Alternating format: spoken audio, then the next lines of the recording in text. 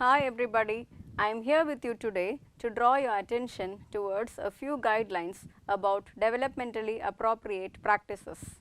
The first practice is about creating a caring community of learners.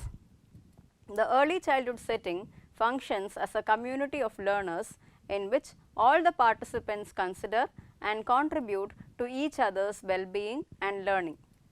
Relationships are an important context through which children develop and learn. Children construct their understandings about the world around them through interactions and with other members of the community. Opportunities to play together, collaborate on investigations and projects, and talk with peers and adults. Social relationships are an important context for learning. Each child has strengths or interests that contribute to the overall functioning of the group. When children have opportunities to play together, work on projects in small groups, and talk with other children and adults, their own development and learning are enhanced.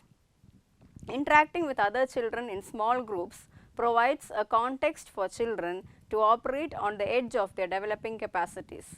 The learning environment enables children to construct understanding through interactions with adults and with children. The learning environment is designed to protect children's health and safety and is supportive of children's physiological needs for activity, sensory stimulation, fresh air, rest and nourishment. The program provides a balance of rest and active movement for children throughout the program day. Outdoor experiences are provided for children of all ages. The program protects the children's psychological safety, that is, children feel secure, relaxed and comfortable rather than disengaged, frightened, worried or stressed.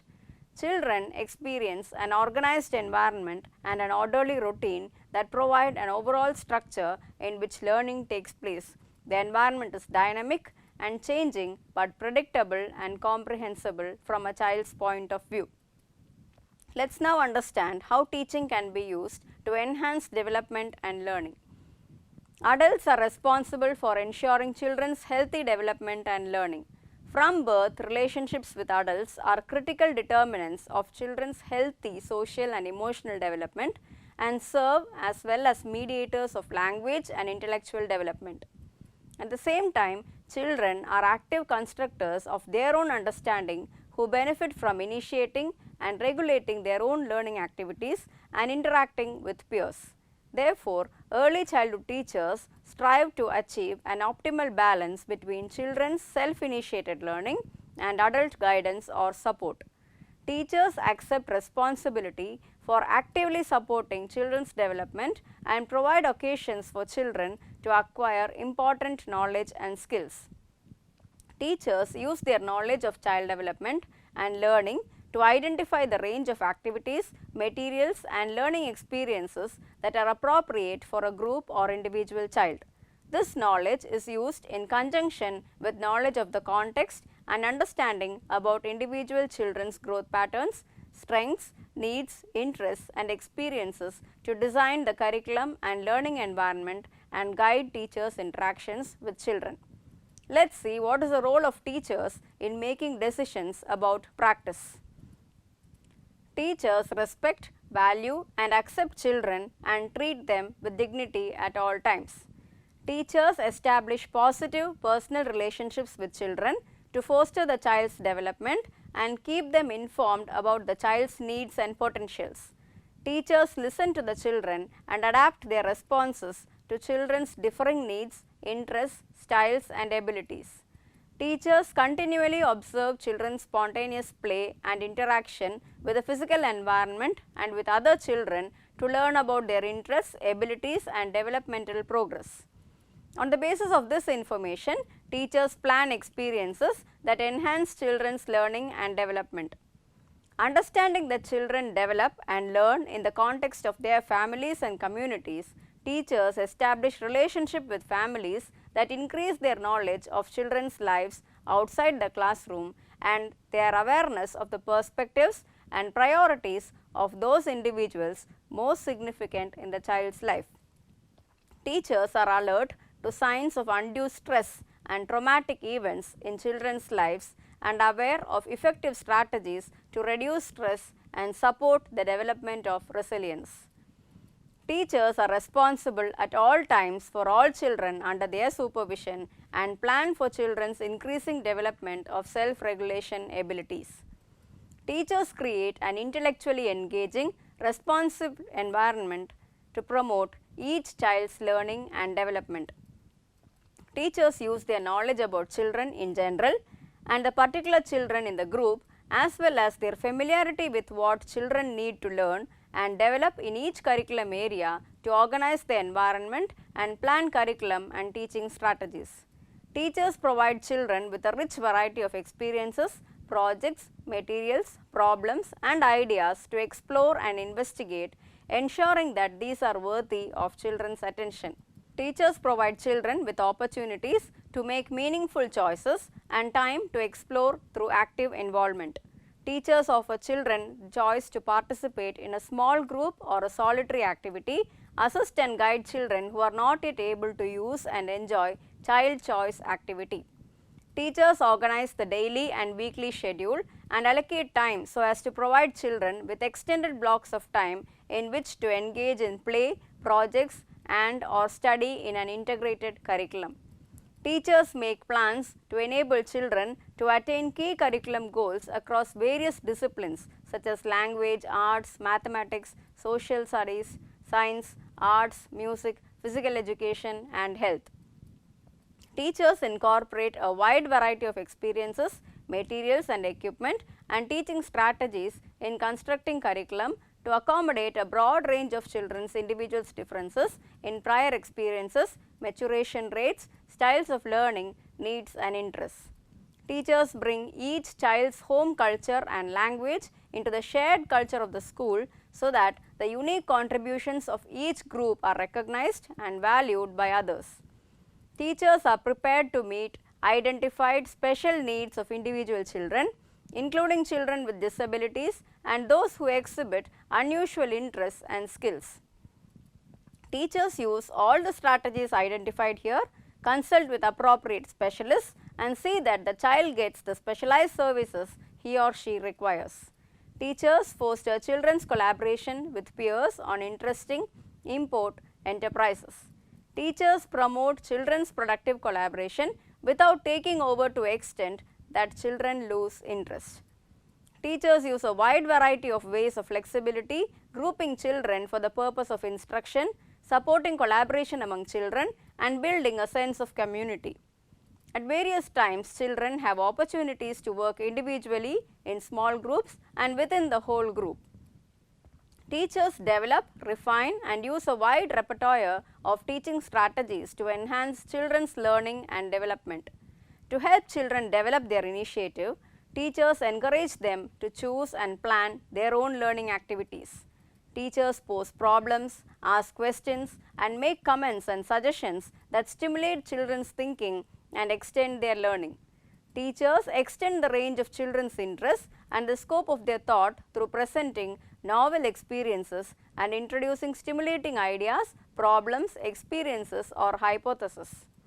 To sustain an individual child's effort or engagement in purposeful activities, teachers select from a range of strategies including but not limited to modeling, demonstrating specific tasks and providing information, focused attention, physical proximity, verbal encouragement, reinforcement and other behavioral procedures, as well as additional structure and modification of equipment or schedules as needed. Teachers coach directly or indirectly and guide the children in the acquisition of specific skills as needed. Teachers calibrate the complexity and challenge of activities to suit the children's level of skill and knowledge, increasing the challenge as children gain competence and understanding. Teachers provide cues and other forms of scaffolding that enable the child to succeed in a task that is just beyond his or her ability to complete alone. To strengthen children's sense of competence and confidence as learners, motivation to persist and willingness to take tasks, teachers use various strategies that encourage children to reflect on and revisit their learning experiences. Teachers facilitate the development of responsibility and self-regulation in children. Teachers set clear, consistent and fair limits for children's behavior and hold children accountable to standards of acceptable behavior.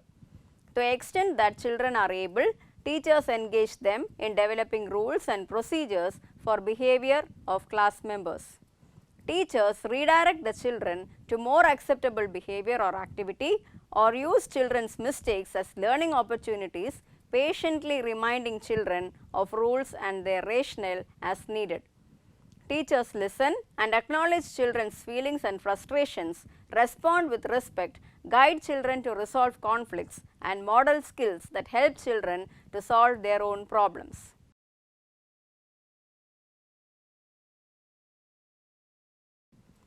Planning learning for preschoolers is a crucial step in the learning setup. Let us understand what it is. When planning learning for young children, there are several ideas to consider.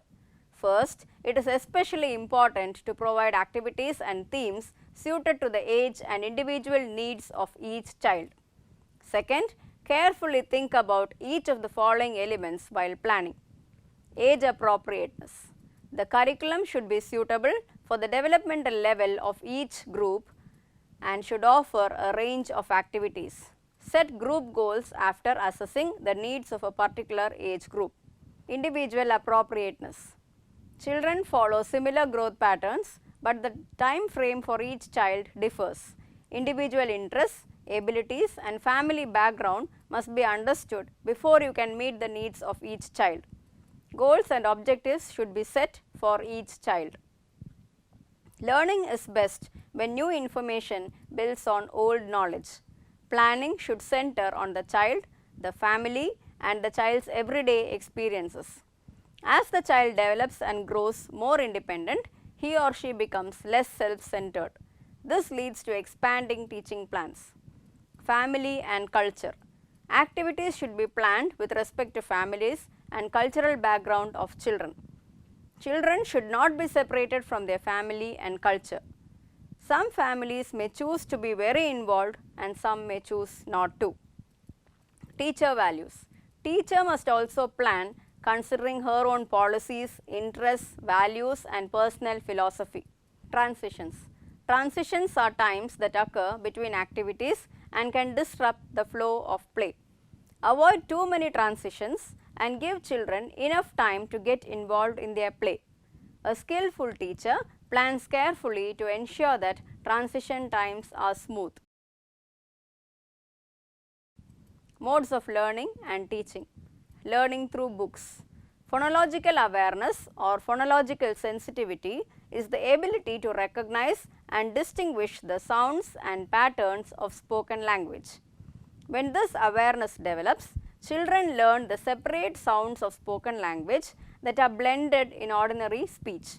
For some children, distinguishing the parts of spoken language is difficult.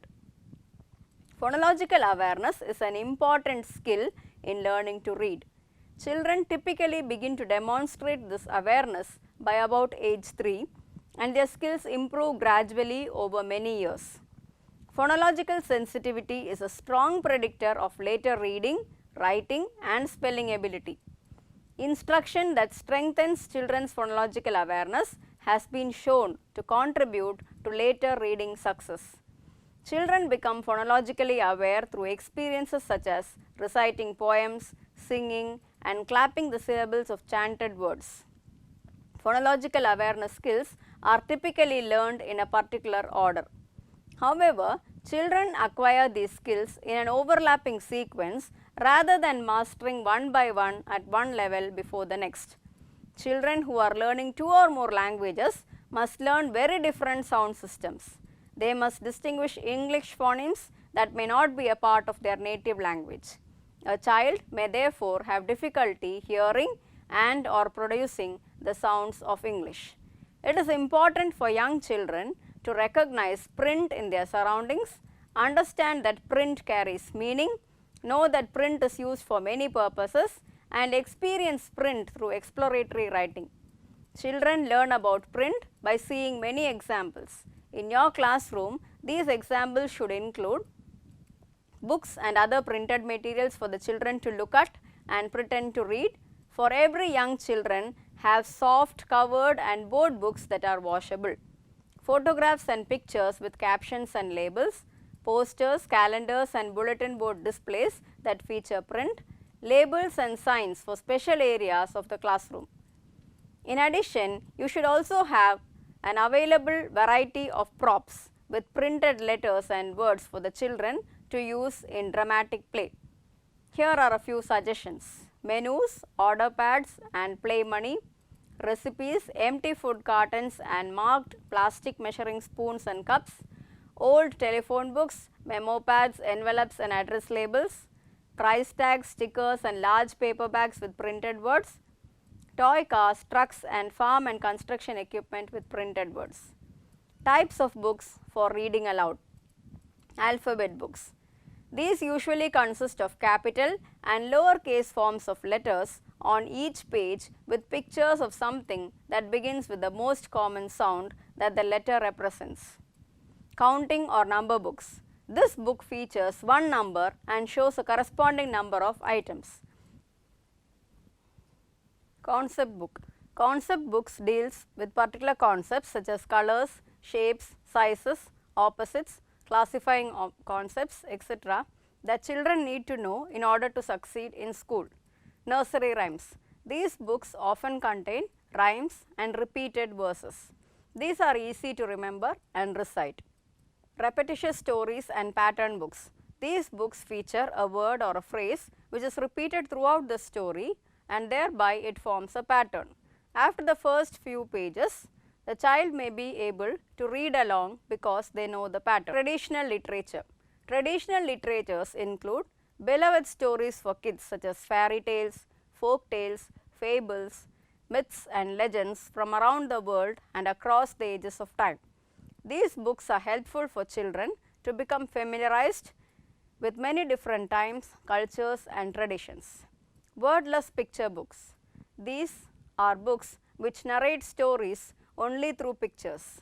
These books give children the opportunity to tell stories themselves in sequence and to develop language skills. As well as using games and stories, a few other things need to be taken into consideration. Preschool children have small attention spans, so change your activities every 5 minutes or so, because if they go longer than that, then they will start getting restless and you will spend more time trying to keep their attention than actually doing the activity. Teach a small amount of language in any given session. For this age group, try to introduce 3 words at a time and then add to the list as you see the children understand the meaning of the words you have already introduced. Engage the children on multiple levels. This includes using fine and large motor movement, singing, talking, listening and looking. Competition in the preschool classroom causes undue stress on the children. Avoid playing games or doing activities that have winners and losers. Either have the class work together to win as a group or do not distinguish between winning and losing. Preschool children can get very excitable games with quiet ones to balance out the energy level in the classroom. Preschoolers are very visual. Bring in real objects whenever possible. When it is not possible, find colorful and vivid pictures. Preschool children usually are not yet reading and writing in their own language, so do not expect them to do it in a second language. At this age, you can expect them to listen and understand first. After a while, they will begin speaking individual words and short phrases. Themes work well in a preschool classroom. Focus your vocabulary learning on groups of similar type of words such as foods, colors, numbers, etc. You can work in short phrases that are relevant to your theme. Be well prepared. Plan more than you think you will use quiet activities when the children need some downtime. Repeat, review and revise. You need to frequently review the vocabulary that you have previously taught them or they will quickly forget it. If you have a particularly naughty or rough student in the class, keep him or her close to you. Ask him or her to be your special helper and be sure to give him lot of praise when you see him or her behaving appropriately. Learning through music. Preschool period is the time when children explore themselves through play. The substance of play in very young children is usually comprised of the environmental objects and experiences to which they have been exposed. If the music environment is sufficiently rich, there will be a continuous and ever richer spiral of exposure to new musical elements, followed by the child's playful experimentation with these elements.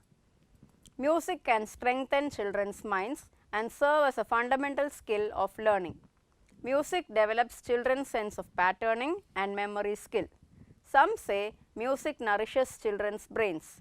Music stimulates brain connections and can actually make children smarter.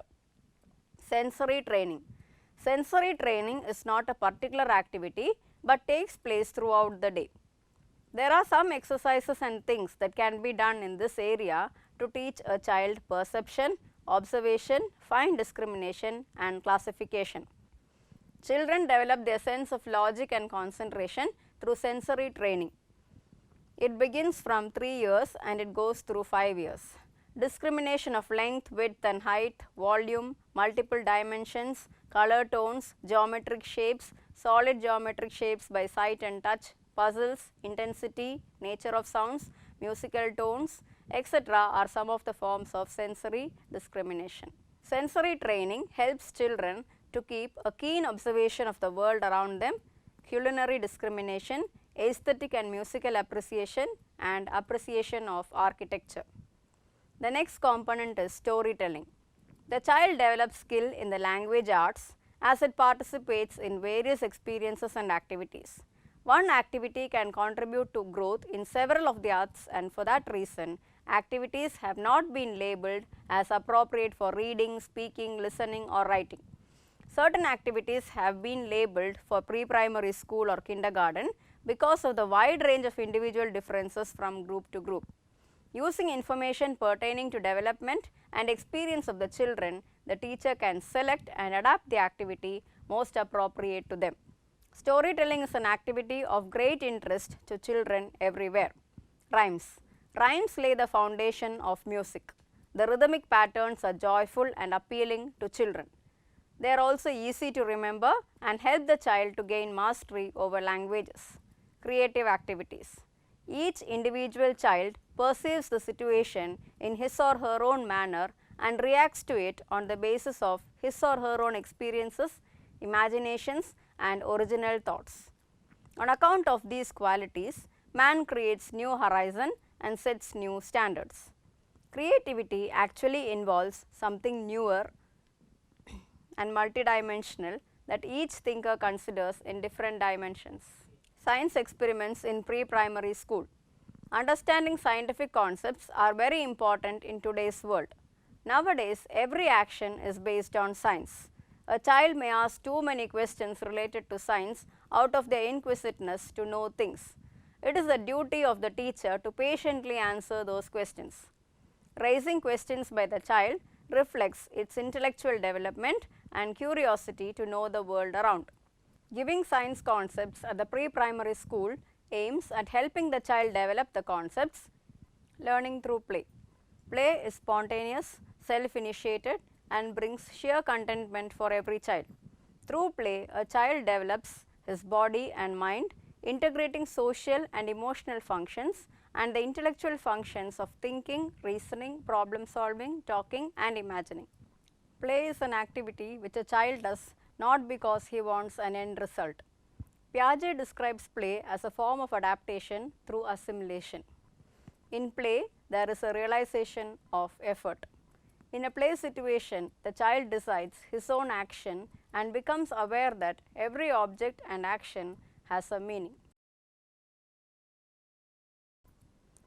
With the understanding that you are now clear with all aspects regarding the materials that can be used to impart teaching and learning in early childhood education, this is Dr. Dhanya signing off for today. Hoping to meet you soon with some more lessons related to early childhood education. Thank you.